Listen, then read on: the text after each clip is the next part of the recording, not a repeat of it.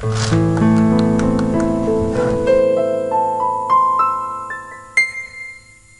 día de hoy iniciamos nuestro tema a tratar en el punto doctrinal que tiene que conocer todo cristiano para no ser una legalista, dos liberal, ¿sí? Es decir, cuando un creyente, un verdadero cristiano que se apega a las Escrituras, tiene que estar consciente de los tres usos de la ley, ¿sí? Los tres usos tradicionales de la ley. ¿Por qué le estoy nombrando tradicional? Bueno, porque la Iglesia Reformada tenía dos necesidades en el siglo XVI, XVII. Una era contra la Iglesia católica y dos, tenía que refutar a los antinomianitas, ¿no? Cuando las ordenanzas de la ley de Dios son rechazadas a sabiendas por una cultura, esta sufre la ira de Dios. Repito, cuando las ordenanzas de la ley de Dios, es decir, lo que Dios ordena, Dios no pone en cuestión sus decretos, sino lo que Dios ordena, la ley de Dios, son rechazadas a sabiendas por una cultura, es decir, con el conocimiento de esa ley es rechazada, esta, hablando de la cultura, hablando de la sociedad, sufre la ira de Dios contra ella, manifestada en el derrumbamiento del orden social y la decadencia moral. Eso lo vamos a ver en toda época y en toda cultura. Mencionen ustedes cualquier cultura que traigan a su mente, cualquier sociedad que está rechazando lo que Dios ya ha establecido, y vemos que esa sociedad decae moralmente, ¿sí?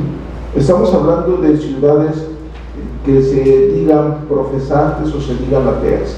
Cuando una sociedad rechaza lo ya establecido por Dios, esa sociedad va a decaer moralmente, ¿sí? No es que esa sociedad esté progresando como actualmente algunas personas de una forma muy mediocre dicen. No, cuando esa sociedad rechaza lo que Dios ya ha establecido y quiere establecer nuevas reglas, el orden moral de esa misma sociedad va a decaer.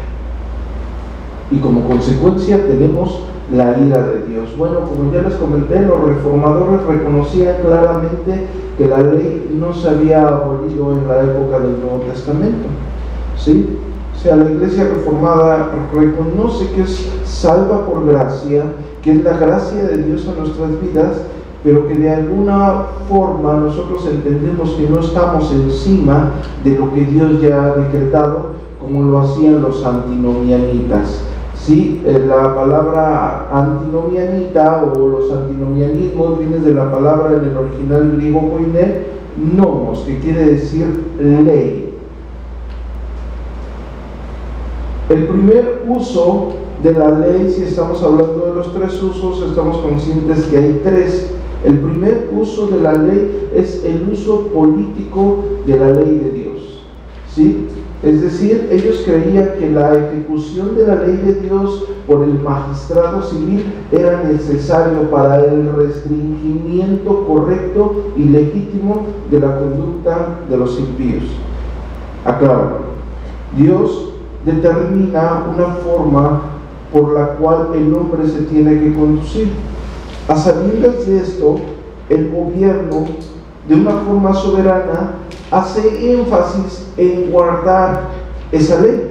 Supongamos algo, o digamos un ejemplo muy breve. Cuando la ley civil condena al hombre por asesinar a otro hombre, ¿qué está haciendo el gobierno civil? Está aplicando la ley de Dios. ¿Por qué? Porque Dios determina que el hombre no tiene, bajo ninguna circunstancia y por ningún motivo, que matar a otro hombre. Entonces, cuando el gobierno hace uso de la ley civil, de la ley de Dios, cuando el gobierno civil hace uso de la ley de Dios, el gobierno limita al impío en su naturaleza a ejercer en contra de lo que Dios ya ha establecido. Entonces tenemos el uso político de la ley de Dios. Cuando el gobierno hace uso de lo que Dios ya ha establecido, la sociedad se ve beneficiada. Como una prueba, ustedes pueden ver cuando se funda los Estados Unidos de América, cuando llega el Mayflower, que vienen los puritanos, y la mayoría de la sociedad era cristiana. En los anales de los fundamentos de la iglesia, de la sociedad americana, bueno, la sociedad se vio muy beneficiada. Estamos hablando que llegó a ser la primer potencia del mundo, ¿no? Una sociedad que puso sus fundamentos en la ley de Dios. Y ustedes vean la historia y las sociedades que han rechazado por completo la ley que Dios ha decretado, bueno, se ha vuelto un caos. Como textos podemos ver que lo que estamos diciendo se afirma bajo las mismas escrituras, como vemos en 1 de Timoteo en el capítulo 8, en el capítulo 1 del verso 8 al 11, pero sabemos que la ley es buena si uno la usa, ¿qué? Legítimamente, conociendo esto, que la ley no fue dada para el justo, sino para los transgresores y los desobedientes, para los impíos y pecadores, para los irreverentes y profanos, para los parricidas y los matricidas, para los homicidas, para los fornicarios, para los sodomitas, para los secuestradores, para los mentirosos y perjuros, y para cuanto se oponga a la sana doctrina, según el glorioso evangelio del Dios bendito, que a mí me ha sido encomendado. Amén. Y tenemos Romanos en el capítulo 13, verso 1, donde nos dice que toda persona, sométase toda persona a las autoridades superiores, porque no hay autoridad sino es que de parte de Dios, y las que hay por Dios han sido establecidas. ¿Está bien? Es decir, que toda la autoridad es de una forma soberana establecido por Dios mismo. Tenemos el segundo uso de la ley de Dios. Si ya vemos que el primer uso de la ley de Dios restringe al impío, le pone un límite, tenemos el uso pedagógico de la ley. El fin correcto de la ley es acusar, condenar como culpables a los que viven con seguridad, para mostrar el pecado y crear un sentido de necesidad espiritual del pecador. La ley, como afirma Gálatas, es un ayo que nos lleva a Cristo. Es decir, la ley muestra a cada ser humano la condición que realmente tiene ante los ojos de Dios. Esa condición que tiene cada ser humano ante los ojos de Dios es un ayo para llevarnos a Cristo.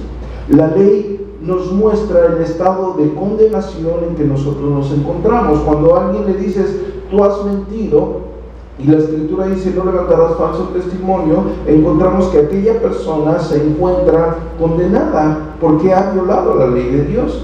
Cuando la Escritura dice que la persona no debe de fornicar, y cuando el Señor Jesucristo, que dijo, cualquier hombre que mire a una mujer para codiciarla, ¿qué?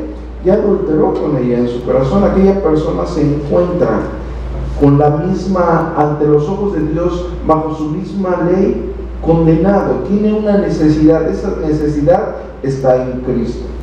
Es decir, la ley nos lleva, nos arrastra a la necesidad de ver la gloria de Dios en la misma cruz del Calvario, en la persona de Jesucristo.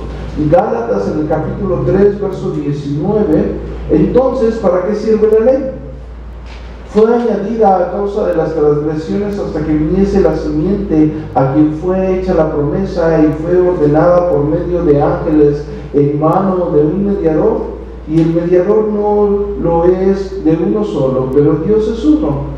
Luego, ¿la ley es contraria a las promesas de Dios? En ninguna manera, porque si la ley dada pudiera vivificar, la justicia fuera verdaderamente por la ley. Mas la Escritura lo ¿qué? encerró todo bajo pecado, para que la promesa que es por la fe en Jesucristo fuese dada a los creyentes. Pero antes que viniese la fe, estábamos confinados bajo la ley, encerrados para aquella fe que iba a ser revelada, de manera que la ley ha sido nuestro ayo para llevarnos a Cristo, a fin de que fuésemos justificados. ¿Por qué? Por la fe. Es decir, en la ley encontramos nosotros mismos que estamos siendo condenados porque hemos violado los estatutos de Dios. Tenemos la necesidad de voltear a ver la cruz de Cristo. La ley es nuestro ayo que nos conduce a Cristo para ser salvos. ¿Por qué? Por gracia, por medio de la fe, como el mismo apóstol lo dice en su carta que escribe a los Efesios en el capítulo 2. El tercer uso es el uso didáctico de la ley. Es decir, la ley es una regla de vida para los creyentes, ¿sí? La ley como un don bueno de la gracia de Dios y la ley como una restricción, ambos coinciden en que la ley ha de ser usada para formar la vida del nacido de nuevo por medio del Santo Espíritu de Dios. Es decir, la ley para la persona que ya ha sido regenerada es una forma o es un modelo de conducta, el cual lo llevará a la santificación exigida por Dios, ¿sí? Como base tenemos 1 de Juan, el capítulo 5, versículo 1. Todo aquel que cree que Jesús es el Cristo es nacido de Dios, y todo aquel que ama al que engendró ama también al que ha sido engendrado por él. En esto conocemos que amamos a los hijos de Dios, cuando amamos a Dios y ¿qué? Y guardamos sus mandamientos. Pues este es el amor de Dios, que ¿qué? Que guardemos sus mandamientos, y sus mandamientos no son gravosos, porque todo el que es nacido de Dios vence al mundo, y esta es la victoria que ha vencido al mundo, nuestra fe. ¿Quién es el que vence al mundo? Sino el que cree que Jesús es el Hijo de Dios. Entonces tenemos el primer uso de la ley: restringe a los impíos, les pone un límite al impío. El segundo uso arrastra al pecador convicto hacia Cristo. Y el tercer uso proporciona un modelo de santificación para el creyente, para la persona regenerada. Repito, el primer uso restringe al impío, el primer uso le pone un límites y es ocupado en nuestro ámbito moral por el gobierno civil. El segundo uso arrastra al pecador convicto hacia Cristo, porque le muestra por medio del Santo Espíritu su condición de pecado, y tenemos la necesidad de voltear a ver a Cristo para nuestra redención gloriosa en la persona de Jesucristo. Y el tercer uso proporciona un modelo de santificación para el creyente regenerado. Y fueron los tres usos de la ley de Dios.